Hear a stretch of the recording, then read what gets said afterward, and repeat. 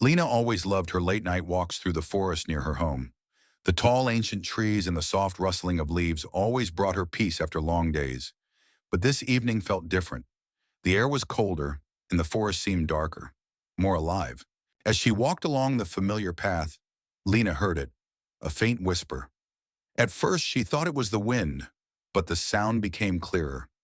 Turn back. She froze, her heart pounding. The voice was soft, almost a sigh, but chilling. She turned around, but no one was there. The forest seemed to close in on her, and the once familiar surroundings now felt hostile.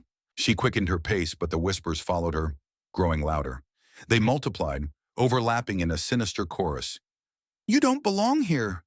Leave while you can." Lena's pulse raced as the forest began to feel alive.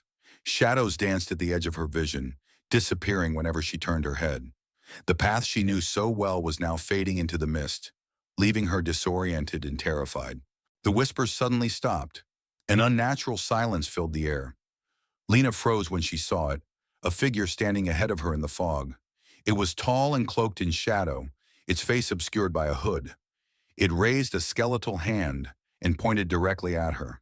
A chilling scream erupted from somewhere in the forest. Not hers, but something inhuman. Frozen with fear, she could only stare as the figure began to move toward her. Without thinking, Lena turned and ran, branches tearing at her clothes as she stumbled through the dark forest. She didn't stop until she burst out into the grassy clearing near her home. She collapsed to the ground, gasping for breath, before turning back to look at the forest.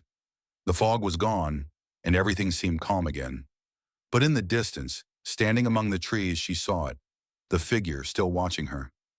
That was the last time Lena ever entered the woods.